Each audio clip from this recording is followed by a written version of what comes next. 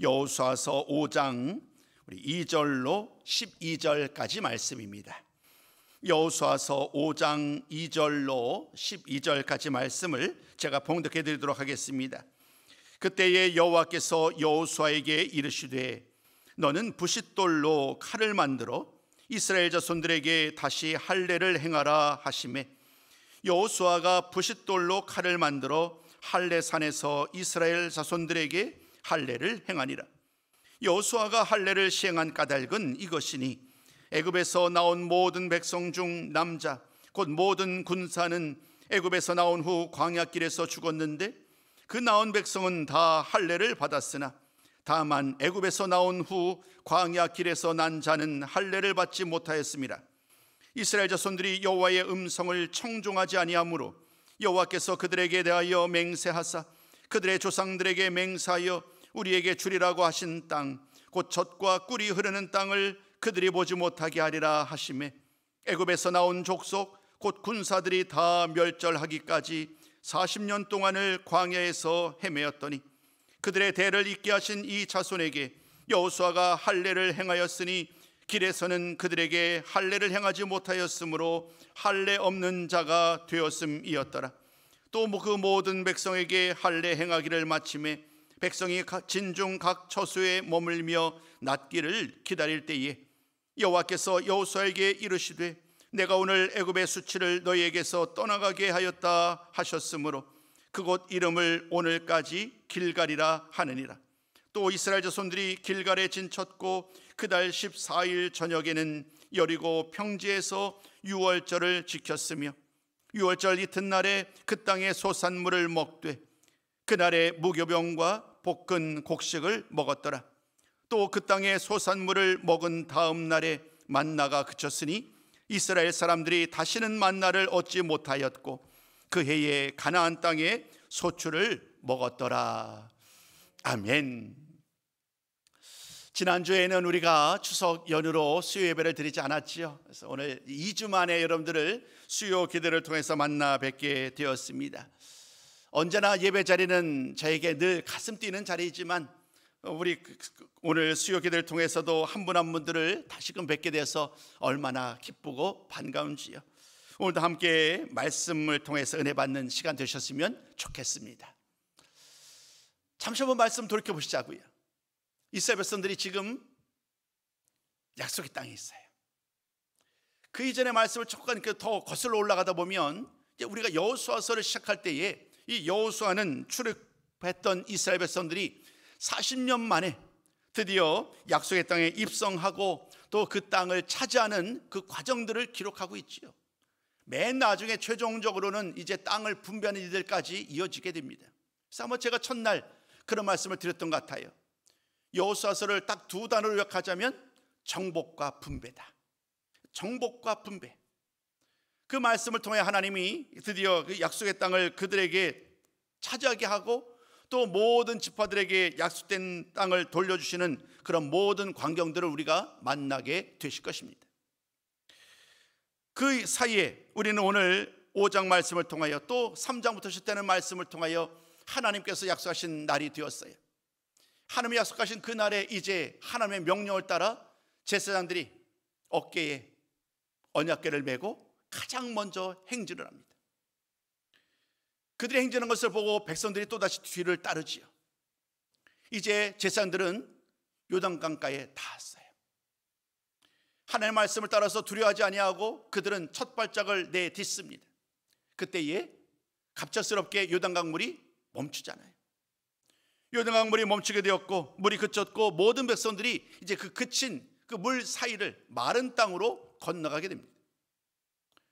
그 길을 함께 들었던 많은 백성들은 이제 요단강 건너편 약속의 땅에 이르게 되었고요. 여전히 제사장들은 그 요단강의 중심에 여전히 남아 있습니다. 마지막 백성들이 요단강을 다 건넌 다음에 이제 제사장들도 함께 그 발걸음을 동행하게 됩니다. 요단 동쪽에서 시작됐던 그 걸음은 이제 요단 서쪽으로 이어지게 되었고 모든 백성들이 건너간 다음에 마지막으로 제사장들이 이제 그 걸음을 디디게 되었습니다. 마침내 모든 이스라엘 백성들이 그토록 꿈꾸었던 약속의 땅에 드디어 발을 딛게 된 거예요. 말씀을 보면 그때가 첫째 달 10일이다 라고 말을 합니다. 40년이 지난 첫째 달 10일에 이스라엘 백성들이 그 약속의 땅에 이르게 된 거예요. 그런 다음에 하나님께서는 여호수아에게 명령합니다. 그 요단강에서 가져왔던 12돌을 길갈에 세우라. 그것도 역시 그대로 순종을 합니다. 그 돌을 그곳에 세우게 했던 가장 중요한 목적은 훗날을 위함이었지요. 먼 훗날 이 돌이 무엇입니까? 라고 물을 때에 하나님께서 이 요단강을 가르시고 우리의 조상들을 이곳 약속의 땅까지 인도해 내셨음을 그들에게 보이기 위한 증거물이지요. 그들이 하나님은 얼마나 크고 놀라운 일을 행하셨는지를 그들이 기억하고 기념하도록 하기 위하여 요단강에서 12돌을 취하여 세웠다는 그 말씀을 강조합니다. 그 위에 모든 말씀이 다 마무리되는 5장 1절은 우리에게 또 다른 시선에서 한 가지 말씀이 주어집니다. 이스라엘 백성들의 입술이 아닌 이방 사람들의 입을 통하여서 이 일들이 어떻게 일어났는지, 이 모든 일들을 주관하신 분이 바로 여호와 하나님이심을 이스라엘이 아닌 이방 대적들의 입술을 통하여 고백하게 하는 놀라운 일이 벌어지죠. 자, 우리 한번 그 말씀을 한번 같이 나누기 원합니다. 그럼 5장 1절 말씀 화면에 준비되어 있으니까요, 같이 한번 보시자고요. 함께 읽습니다. 시작. 요단 서쪽의 아모리 사람의 모든 왕들과 해변의 가나안 사람의 모든 왕들이 여호와께서 요단 물을 이스라엘 자손들 앞에서 말리시고 우리를 건너게 하셨음을 듣고 마음이 녹았고 이스라엘 자손들 때문에 정신을 잃었더라. 왜 아니 그러겠어요? 여러분, 바다가 갈라지는 거예요. 강이 갈라지는 거예요. 도저히 인간의 힘으로는 상상할 수 없는 일이 지금 눈앞에 일어났단 말이에요. 거슬러 올라가다 보면 이것도 처음이 아니잖아요. 홍해가 갈라진 사건도 있었고 또 40년 만에 요단강도 갈라지는 이 사건 가운데 이제 이 가나안 족속들, 심지어 애굽 사람들은 이 일들에 대해서 얼마나 두려웠겠어요. 그 옛날 애굽 사람들이 홍해가 갈라지는 것으로 말미암아 모든 사람이 다 수장되었던 일들을 기억하시지요. 이번에는 요단강이 갈라지고 수많은 사람들이 안전하게 요단강을 건너온 사건으로 말미암아 아모리 사람들 또 주변에 있는 가나안의 많은 사람들이 그 능력의 하나님으로 말미암아 두려워 떨었다라고 말합니다. 하나님, 내가 믿는 신이 아닌 이스라엘 백성들이 믿는 그 하나님이 나의 신보다도 더 능력이 많으시다는 사실 앞에 그들 모두는요 두려워 떨 수밖에 없지요. 심지어 오늘 말씀 보니까 이렇게 말합니다. 정신을 잃었다. 갈 바를 모르는 거예요. 이 이스라엘 백성들이 우리 땅에 왔으니 그들 입장에서 말이에요, 이제 큰일 난 거죠. 그 능력으로 역사하는 그 강력한 군대가 또 하나님께서 함께하는 그 이스라엘을 우리가 어떻게 당해낼 수 있을까? 바로 얼마 전 2명의 정탐꾼을 보냈을 때에 기생 라합을 통하여 이미 이 이야기를 들었잖아요. 우리 사람들이 모두 다 두려워 떱니다. 그런 말을 기생 라합을 통하여 들은 바 있었는데 그 말이 거짓이 아니었던 거예요. 정말로 그랬던 거예요. 수많은 사람들이 두려워 떠는 정신을 잃는 이러한 과정 속에서 이제 이스라엘 백성들은 길갈이라는 곳에서 이제 첫 번째 가나안에서의 그 역사적인 발걸음을 시작하게 됩니다. 여러분, 오늘 말씀은요 그 길갈에서 일어난 일들을 우리에게 보여줍니다. 두 가지 사건이 있습니다. 첫 번째는 할례와 관련된 이야기고 두 번째는 유월절과 관련된 이야기예요. 이 두 가지 사건은 모두 다 매우 중요합니다. 가장 먼저 언급되는 이야기는 길갈에서 할례를 행하는 이야기가 언급이 됩니다. 약속의 땅에 도착을 했어요. 드디어 그토록 소망하고 기대했었던 약속의 땅에 들어와서 하나님이 이스라엘 백성들에게 했던 첫 번째 명령이 무엇일까? 뜻밖의 하나님은 이스라엘 백성들에게 이렇게 말을 합니다. 할례를 다시 행하라. 좀 곰곰이 생각해 보면 이 말씀은, 이 명령은 조금 우리의 기대와 좀 우리가 이해하기가 좀 선뜻 이해되지 않지요. 왜냐하면 조금 전에 5장 1절에서 말했잖아요. 가나안에 있는 모든 족속들이 지금 이스라엘 백성들을 두려워합니다. 정신을 잃었습니다. 싸울 생각도 하지 못하는 상황이에요. 그렇다면 이러한 상황 가운데 마치 뭐랄까요, 속전속결로 곧바로 진격 앞으로 하면서 이제 여호수아와 많은 군대들이 앞장서서 이스라엘 백성들이 이제 가나안에 있는 모든 족속들을 공격하는 것이 합당하겠지요. 근데 하나님은 그렇게 말하지 않는 거예요. 충분히 공격할 기회가 되었음에도 불구하고 하나님은 그것보다도 더 중요한 일이 있다는 거예요. 할례를 받으라. 할례를 받으라라는 이 말씀 속에 우리는 하나님의 놀라운 뜻과 계획이 담겨 있음을 발견해야만 한다는 사실입니다. 그냥 하나님이 말씀하셨구나라는 정도가 아니라 하나님은 철저하게 계획 속에서 이스라엘 백성들이 추워도 부족함이 없도록 이 약속의 땅에서 아무런 문제 없이 잘 살 수 있도록 하나님은 하나씩 마치 돌을 놓듯이 체계적으로 계획적으로 그 모든 일을 행하고 계신 거예요. 그러므로 할례를 다시 받으라라는 이 말씀은 우연스럽게 갑작스럽게 등장한 것이 아니고 하나님은 놀라운 계획 속에서 그들에게 같은 명령을 합니다. 이어지는 4절부터 7절까지 말씀을 보면 왜 그들에게 하나님이 할례를 받으라라고 명령하셨는지 그 이유를 우리는 말씀을 통하여 만나게 됩니다. 사실 그 이유는 좋은 이야기가 아니에요. 우리가 이미 아는 것처럼 이스라엘 백성들이 지난 40년 동안에 불순종을 반복해 왔잖아요. 불만과 불평과 원망 이런 일들을 반복해 왔고 우상을 숭배하고 또 약속의 땅을 정탐한 다음에 그들은 하나님을 신뢰하지 않은 채 하나님의 능력과 약속을 어겼던 그 일로 말미암아 모든 이스라엘 백성들이 애굽으로 돌아가자라고 외쳤었던 그런 수많은 광야에서의 기억들을 우리는 기억합니다. 하나님은 그 일 때문에 그들에게 이렇게 명령하셨어요. 너희들은 애굽에서 나온 출애굽 1세대이지요. 너희들은 약속의 땅에 들어갈 수 없을 것이다. 광야에서 죽게 되겠다는 거예요. 그리고 그 말씀은 실제가 되었습니다. 아주 예외적으로 여호수아와 갈렙을 제외한 나머지 모든 사람들은 20세 이상 된 사람들은 다 죽고 말았지요. 그리고 이후에 이제 이스라엘 백성들의 주류를 이뤘던 대상들이 누구냐면 20세 이하의 사람들 그리고 광야에서 태어난 사람들입니다. 20세 이상의 사람들 그리고 20세 이하의 사람들 이런 사람들은 할례를 받았겠지요. 그러나 광야에서 태어난 사람들은 할례를 받을 수 있는 여건이 되지 않잖아요.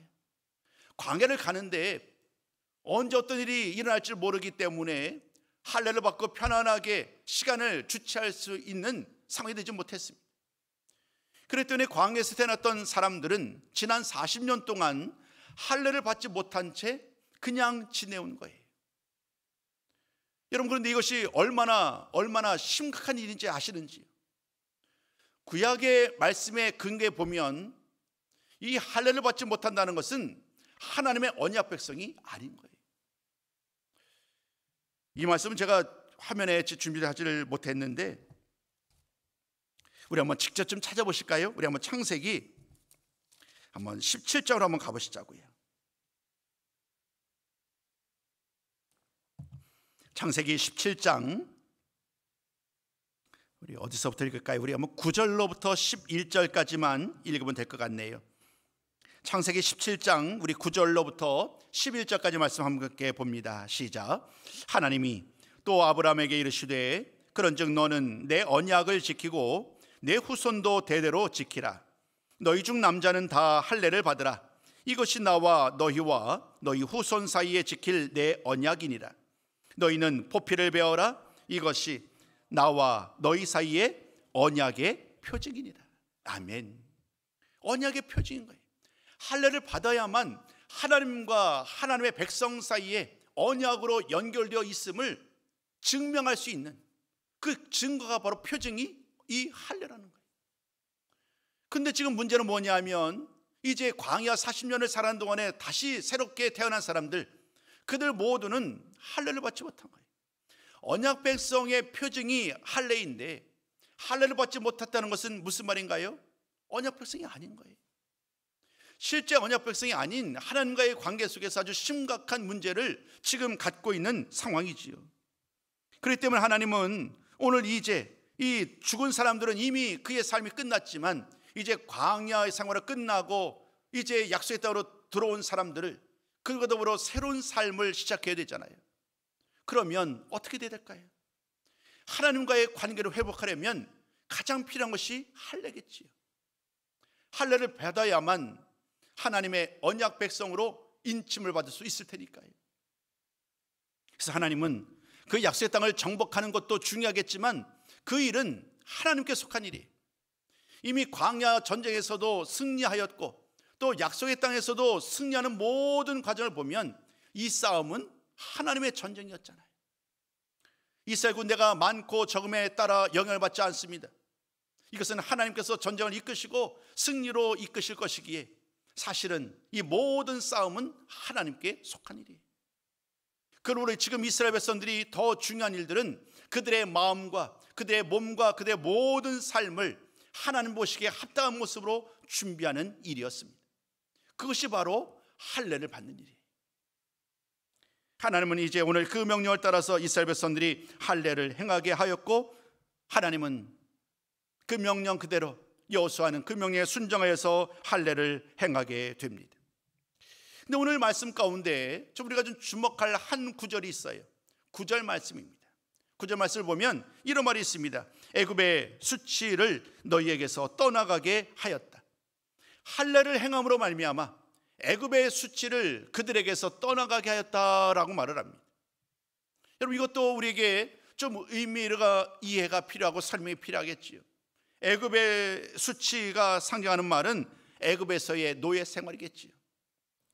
광야정을 돌아오는 동안 그들은 나름대로 하나님의 은혜와 십계명과 율법과 규례를 받음으로 말미암아 또 하나님께서 명령하셨던 다양한 성전 기구와 모든 성막에 관련된 기구를, 예배와 관련된 그런 모든 명령을 따라서 하나씩 하나씩 준비해 왔지만 그러나 아직 완벽한 의미에서의 하나님의 백성일 수 없었지요. 왜냐하면 애굽에서의 그 종되었던 그런 상태, 마음가짐, 그런 모습이 여전히 남아 있었으니까요. 그러나 이제 할례를 통하여 하나님께서는 그 모든 애굽에서의 그 종되었던 생각들, 모든 삶들, 태도를 완전히 끊어내신 거예요. 그리고 광야에서의 또 다른 불순종으로 말미암아 있었던 수많은 아픔들 역시 하나님께서는 이 할례를 통하여 모두 다 끊어버리게 하셔. 그리고 마침내 하나님의 은혜 가운데 하나님의 언약 백성으로 그들을 새롭게 태어나게 하신 줄로 믿습니다. 과거와 단절한다는 것은요, 매우 중요합니다. 과거가 오늘을 삼킬 수 있어요. 과거의 문제가 오늘의 나를 여전히 뭐랄까요, 종같이 나를 지배할 수 있어요. 우리 믿음의 사람의 과거는 무엇일까요? 예수를 믿기 이전에 우리의 삶의 모습이겠지요. 예수를 믿기 이전에 우리의 모든 쾌락과 즐거움, 그런 모든 것들을 버리지 아니하면 예수를 믿었다고 할지라도 우리는 여전히 옛사람의 모습으로 살아가는 거예요. 우리 주님은 그것을 원치 않아요. 우리 하나님도 원치 않으세요. 그렇기 때문에 과거의 그런 모든 종되었던 모습들, 행동들, 말과 이런 모든 것들을 다 하나님의 능력으로, 예수님의 말씀의 능력으로 끊어버리기를 원하셨고, 오늘 할례를 통하여 하나님은 오늘 애굽의 수치를 그들에게서 떠나게 하신 줄로 믿습니다.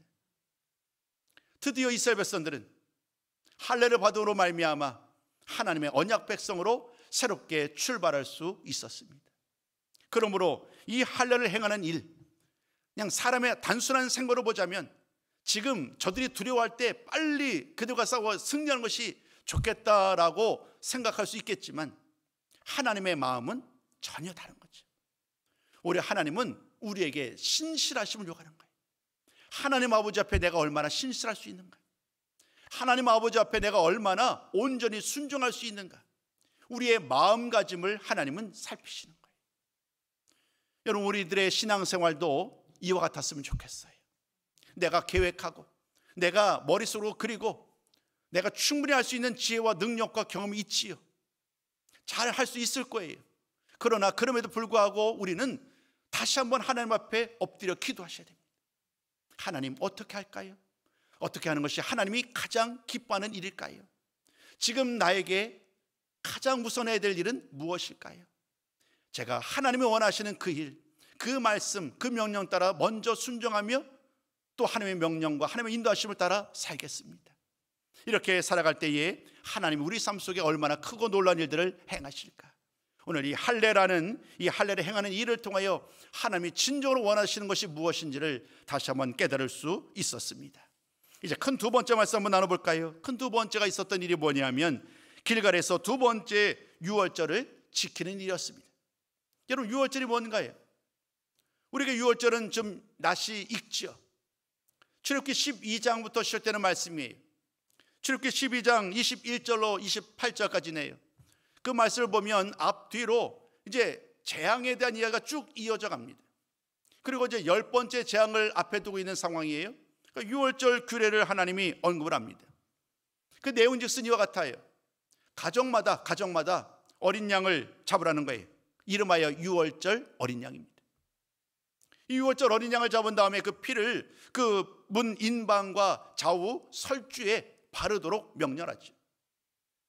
지금 매우 위기의 순간입니다. 왜냐하면 10번째 재앙이 선포되었고 이제 오늘 밤이면 첫 번째 초태생, 장자, 사람과 짐승 할 것 없이 모든 첫째 것들은 다 죽게 되는 그러한 정말 절망의 밤을 지금 앞에 두고 있는 거예요.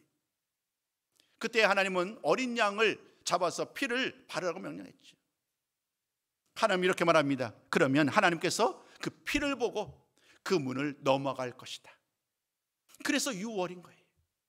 그 피를 보고 그 문을, 즉 피가 발라져 있는 그 집 문은 넘어가겠다는 거예요. 하나님이 그 많은 애굽에 임하게 되는 그 죽음의 그 위기의 상황 가운데서 그들을 구원하시겠다는 거죠. 그날 밤 그 명령대로 행하였고 실제 하나님의 약속대로 그들 모두는 안전하게 보호를 받을 수 있었습니다. 그리고 하나님은 그들에게 명령합니다. 이제 지금 애굽을 떠나게 되었고 광야에 시작되었기 때문에 더 이상 이 유월절을 지킬 수는 없겠지만 약속의 땅에 들어가게 되면 이 예식을 대대로 지켜야만 한다. 그 말씀을 받은 거예요. 그 말씀을 받았고 지난 40년 동안 광야 여정을 보내왔기 때문에 유월절을 지킬 수는 없었지요. 그러나 이제 길갈에 이르게 되었고 약속의 때에 이르게 된 상황 가운데 하나님은 다시 한번 여호수아에게 통하여 말합니다. 유월절을 지켜라. 두 번째 유월절을 지키게 되는 거예요. 첫째 달 열 나흘날, 오늘 말씀 보니까 첫째 달 14일 저녁에 모든 백성들이 여리고 평지에서 두 번째 유월절을 지키게 됩니다. 명령했던 그 음식을 먹고 함께하는 그 자리를 보내게 됩니다. 그리고 유월절 이튿날에 드디어 그 땅에 소산물을 처음으로 먹게 됩니다. 그 옛날 정탐꾼들이 말했던 그토록 아름다운 땅, 정말 젖과 꿀이 흐르는 땅에서 난 그 아름다운 곡식, 맛있는 음식을 먹는 은혜를 입게 되지요. 근데 여러분 기억하시는지요? 오늘 한번 보세요. 11절과 12절 말씀이요. 11절과 12절 말씀 보니까요, 이렇게 얘기를 하죠. 그 땅의 소산물을 먹은 순간 어떻게 되나요? 지난 40년 동안 이스라엘 백성들에게 내려주셨던 만나는 그치게 되는 거예요. 정확한 거예요. 하나님의 계획은요 정확해요. 오늘 내가 먹은 거예요. 오늘 내가 이 약속의 땅에 들어와서 그 약속의 땅에 있는 소산물을 먹었고 그 다음 날부터 만나는 아침에 내리지 않는 거예요. 왜요? 하나님의 또 다른 은혜의 보고가 열렸으니까요. 그때에는 많은 은혜의 보고가 열려 있으니까 이제 그것을 먹고 하나님을 찬양하라는 거예요. 정확하게 하나님은 역사하고 또 응답하시는 하나님의 은혜, 또 다른 하나님의 은혜를 오늘 우리는 만날 수 있었습니다. 할례의 이야기를 좀 더 할까요? 오늘 본문에서는 좀 더 벗어나는 이야기지만 할례의 의미는 이스라엘 백성들에게 그리고 우리들에게도 매우 중요합니다. 의미가 좀 다른 의미로 중요해요. 구약성경을 보면 현재 오늘 우리의 말씀 가운데 이 할례는 100% 육체의 할례예요. 몸의 할례 증거를 표징을 남기라는 거예요. 근데 성경 말씀을 보면 그 할례와 관련해서 하나님이 정말로 강조하신 것은요, 마음의 할례예요. 마음의 할례를 받아라. 마음의 할례를 받는 것이야말로 하나님이 진정으로 원하는 일임을 우리는 많은 곳에서 발견하게 되는데, 우리 한번 그 중에 두 구절만 한번 찾아보시자고요.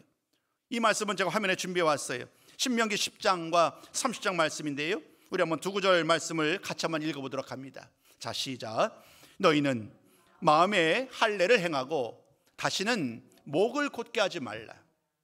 내 하나님 여호와께서 내 마음과 내 자손의 마음에 할례를 베푸사 너로 마음을 다하며 뜻을 다하여 내 하나님 여호와를 사랑하게 하사 너로 생명을 얻게 하실 것이며. 하나님 말합니다. 마음의 할례를 받으라. 마음의 할례를 받으라. 더 많은 곳에서 말씀을 나눌 수 있겠습니다만은 이 두 구절로 충분한 것 같아요. 특별히 앞구절만 좀 보내주시겠어요? 마음의 할례를 행한다는 것이 왜 중요할까요, 여러분? 마음의 할례를 받는다는 건 이거예요.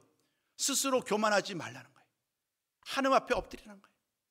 하나님 아버지 앞에 엎드려 겸손히 엎드리는 것, 이것이 바로 마음의 할례를 받는 사람의 특징이에요.